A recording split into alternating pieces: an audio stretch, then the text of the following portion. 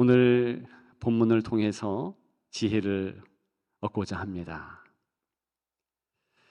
몇 가지 사실을 기억하고 마음에 새기면 됩니다. 하나님의 은혜가 이 귀한 말씀 나눔 시간을 통해서 풍성하게 넘치기를 소망합니다. 첫째는요, 어둠은 항상 깃든다는 것입니다. 여호사밧, 오늘 본문에 나오는 이 인물은 왕이었습니다. 게다가요, 다윗과 견줄 만큼, 다윗과 비교할 만큼 나름 참 하나님을 섬기는 그런 왕이었습니다. 그런데 그런 왕에게도 문제가 생기네요.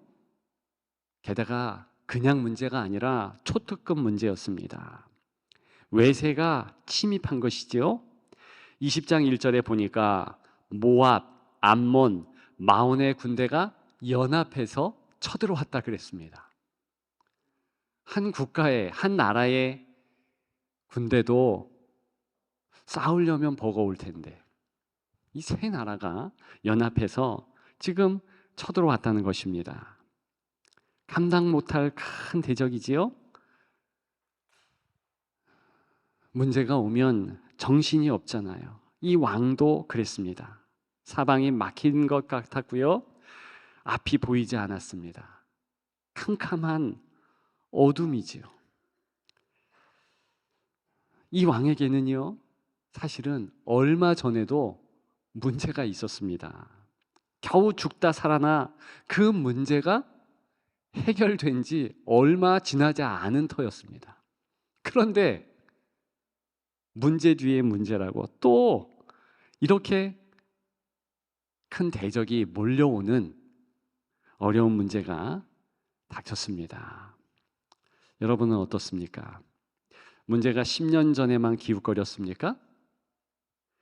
여전히 새로운 문제로 어제도 힘들었는데 오늘도 힘들지 않습니까?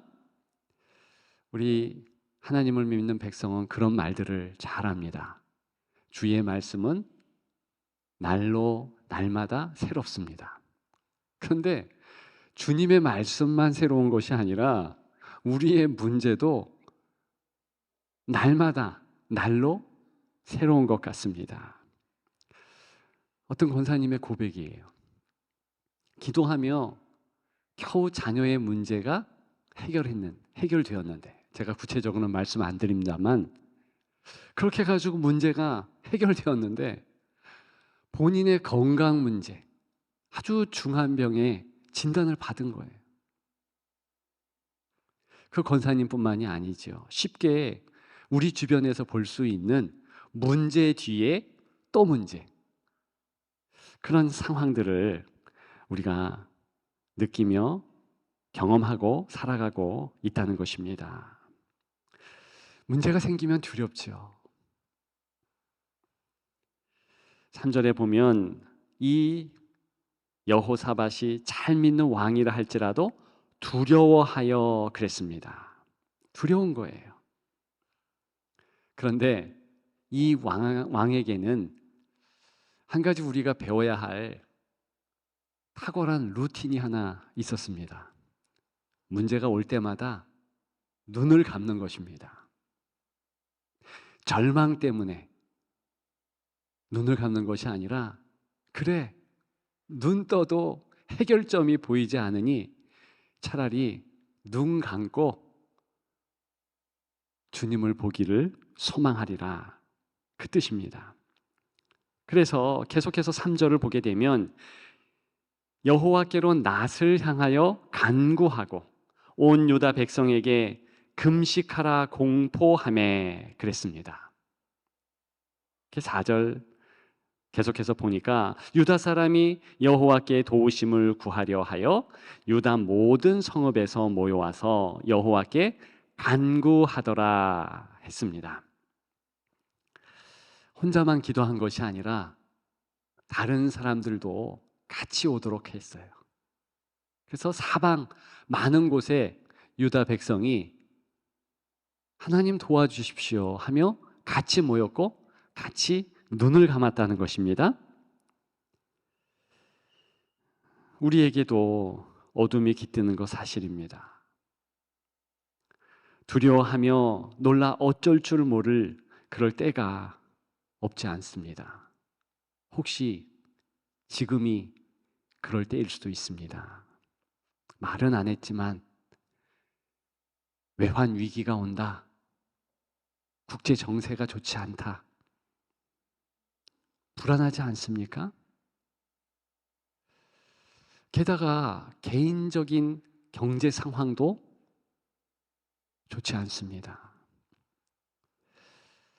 지난 금요일 금요 성령 집회 때 현장에서 청소년들을 다루며 사역하는 그런 목사님이 설교를 했습니다.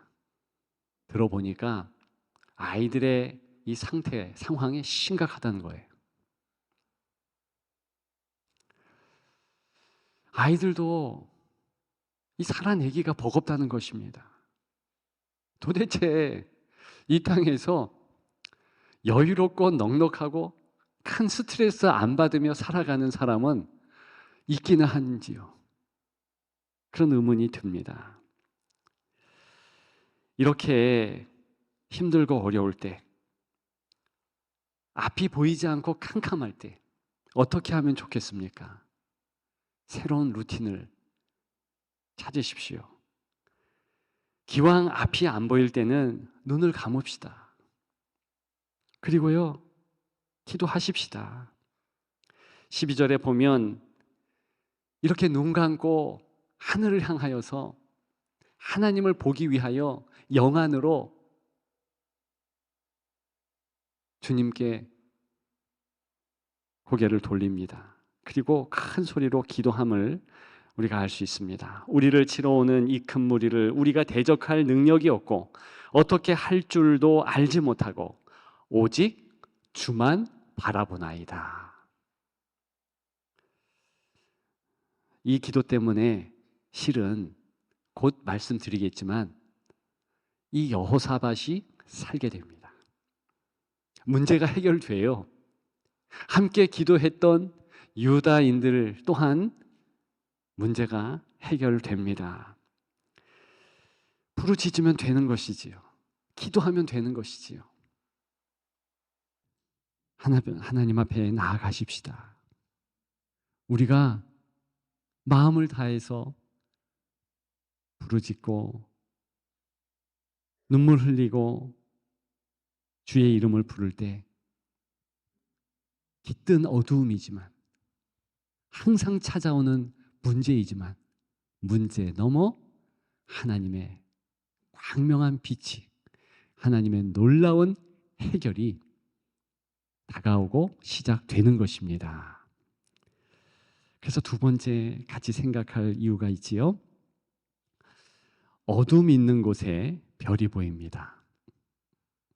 오늘 말씀의 제목도 되지요. 14절에 보니까 여호와의 영이 회중 가운데 야하시엘이라는 인물에게 임했습니다. 그는 평범한 레위인이었습니다. 말씀을 전문적으로 전달하는 그런 선지자 격이 아니고 그저 여호사밧 왕이 목소리를 크게 높여 우리가 기도하자, 부르짖자, 외치는 말에 호응해서 모였을 뿐입니다. 회중의 한 사람이에요. 그런데 그에게 하나님의 말씀이 전달되었습니다. 말씀이 임하면 사실 문제가 해결됩니다. 왜요? 말씀은 어둠의 때에 별과 같기 때문입니다. 깜깜한 밤에 갈 바를 정확하게 제시할 수 있는 북두칠성과 같지요. 나아갈 바를 환하게 비춰줍니다. 어떤 말씀이 임했습니까? 오늘 본문에는 15절 나오고 있지요. 근데 17절까지 이어진 말씀입니다. 한마디로 말씀을 드리면 이 전쟁은 너희가 감당할 전쟁이 아니다. 하나님이 감당하신다. 그런 내용입니다. 바로 그때 이렇게 야하시엘이라는 인물을 통하여서 선포되었을 때, 이 말씀이 떨어졌을 때 사람들 반응 보십시오. 18절에 보니까 여호사밧이 몸을 굽혀 얼굴을 땅에 대니, 혼자 몸을 굽혔습니까? 다 같이 온 유대와 예루살렘 주민들도 여호와 앞에 엎드려 여호와께 경배하고 그랬습니다. 이때 경배한다는 것은요, 그저 말씀이 떨어지니까 순서적으로 냉큼 엎드리는 그런 것이 아닙니다. 이때 경배는요, 기뻐서 어쩔 줄 몰라 하면서 무릎 꿇고 하늘을 향하여 두 손을 드는 그런 모습입니다. 자, 금방 어둠이 깃들었어요. 두려움으로 가득했습니다. 그 수준에 머물면 사람은요, 정말 망가집니다. 무너집니다. 쓰러집니다. 회복될 수 없습니다. 그런데 거기서 머물지 않고 눈을 감고 하나님을 목도하기를 소망했을 때 하나님의 말씀이 임했잖아요. 말씀이 임했더니 이제 그 말씀이 힘이 되는 것입니다. 기쁨의 수준으로 바뀌는 것입니다. 그 두려움이 변하여 기쁨이 되는 것. 이것이 매일 체험해야 할 문제 상황 가운데 살아가는 우리의 모습인 줄 믿습니다. 그러면 되는 거예요.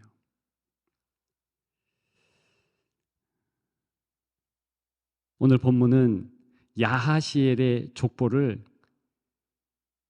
조금 세밀하게 소개하고 있습니다. 아삽 자손 마다냐의 현손, 야이엘의 정손, 분야야의 손자 스가랴의 아들이라고 기록합니다. 물론 평범한 레위인이 맞다는 사실 때문에, 그리고 그가 받은 사명이 크고 중요하기 때문에 이렇게 계보가 나와 있는 것이지만 또 한 가지 이유 때문에 자리합니다.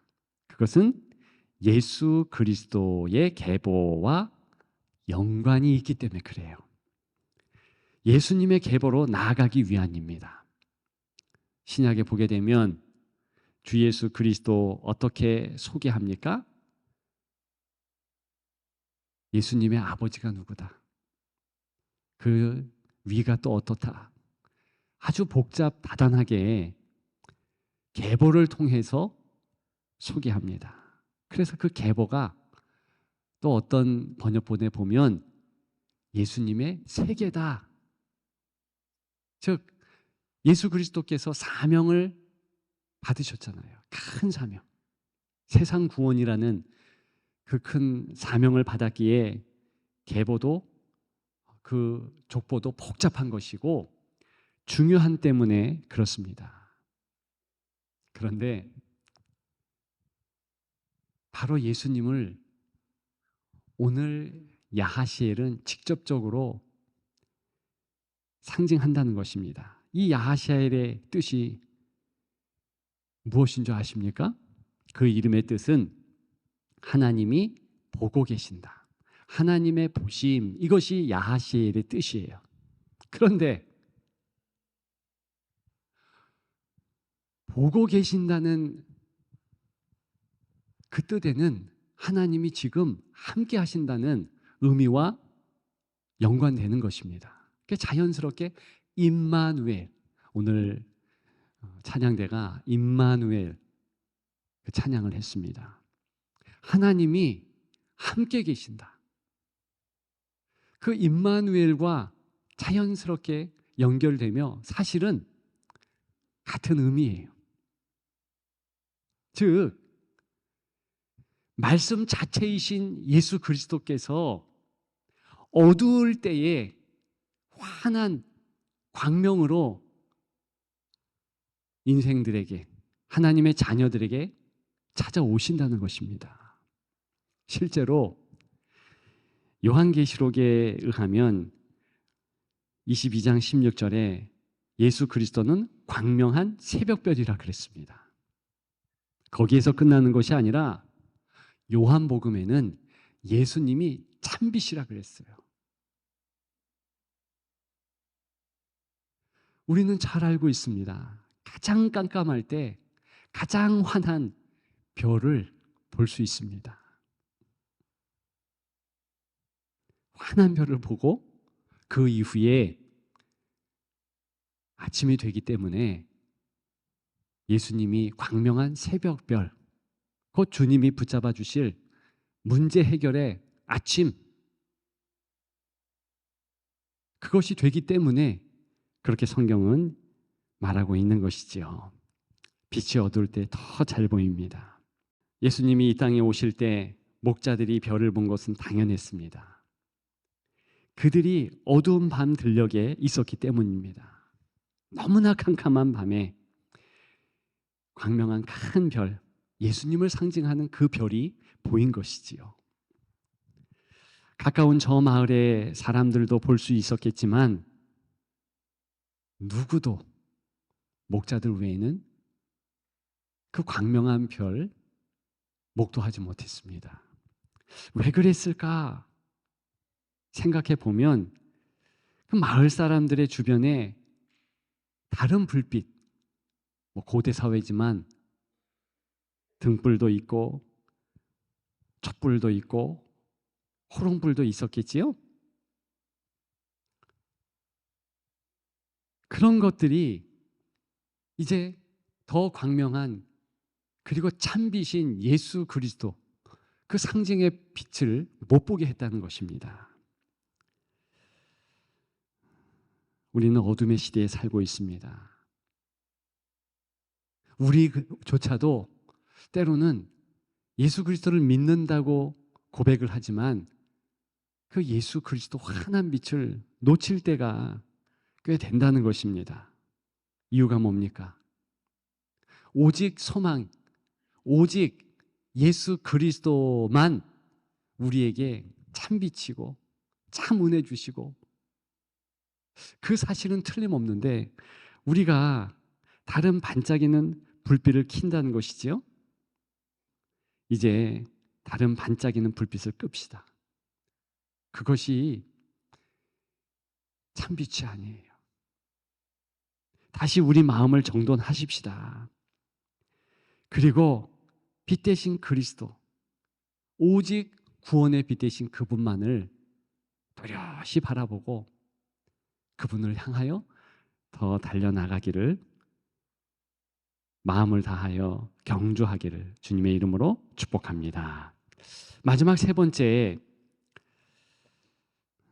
별이 보일 때 찬양이 울려 퍼집니다. 오늘 본문 담겨져 있는 역대기 20장을 계속 보면 여호사밧과 백성들은요, 그 이후에 승리합니다. 그런데 그 승리를 어떻게 갖게 되나 구체적으로 살피기 전에, 전쟁 전, 승리가 있기 전에 이들이 먼저 찬양했다는 것을 알 수 있습니다. 19절에 보니까 큰 소리로 이스라엘 하나님 여호와를 찬송하니라 그랬습니다. 바로 이것이 하나님의 말씀을 임했을 때, 하나님의 말씀이 임했을 때에 기쁨이 있으며 자동으로 나오는 그런 찬양입니다. 할렐루야 아멘 하면서 찬양했지요. 근데 문제는 그 다음이에요. 21절에는 군대 앞에서 찬양대가 행진하며 여호와를 찬송합니다. 이제는 본격적인 싸움이 시작된 겁니다.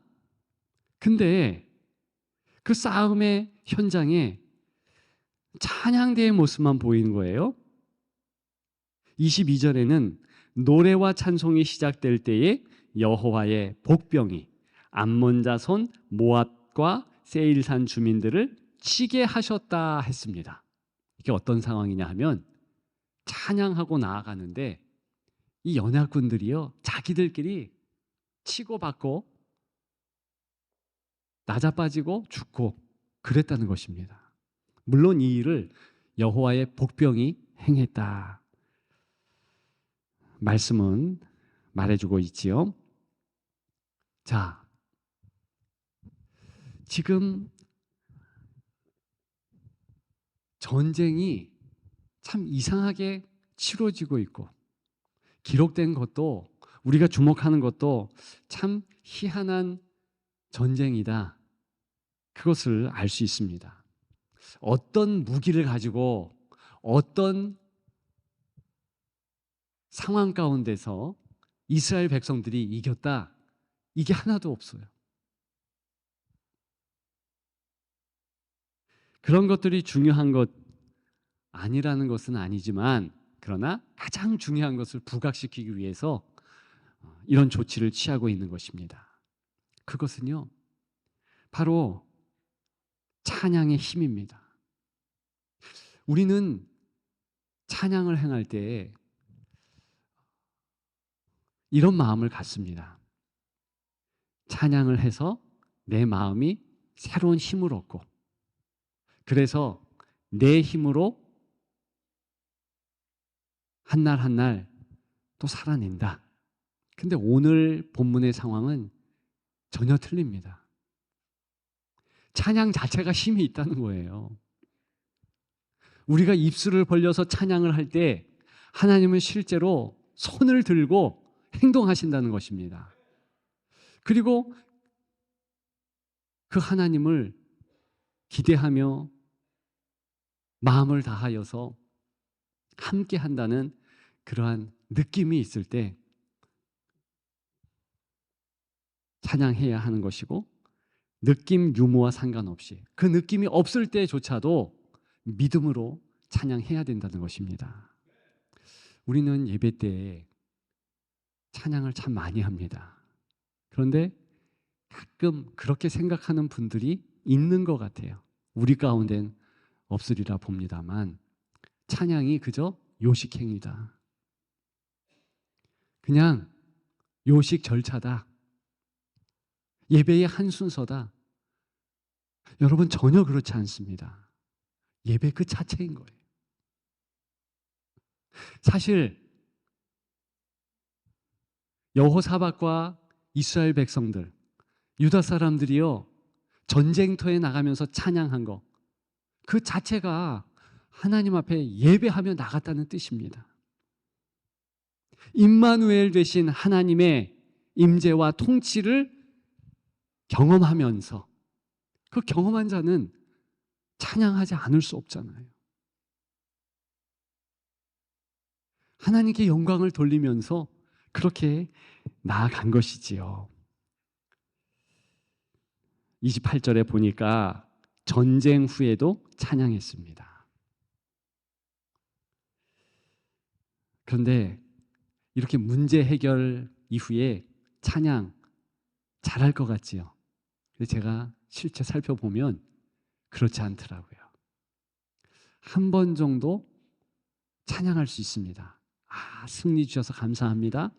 그러면서 영광 돌리며 자동적으로 찬양할 수 있어요. 그런데 곧 현실에 매몰됩니다. 말씀드렸잖아요. 또 다른 문제, 또 다른 일상적인 어둠이 깃들듯 문제 상황에서 마음을 또 빼앗깁니다. 그래서 계속 찬양하고 항상 찬양하는 것은 쉽지 않아요.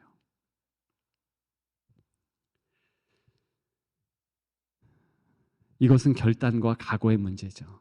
내가 하나님 앞에 계속 찬양하며 살리라. 여호사밧은 어땠을까요? 그가 다윗의 비근한 하나님의 사람, 하나님의 선한 왕이다라고 칭송받는 것은 그 이후에도 계속 찬양하며 하나님께 노래하며 살았기 때문입니다. 그렇게 되는 여러분들 되시기를 주님의 이름으로 축복합니다.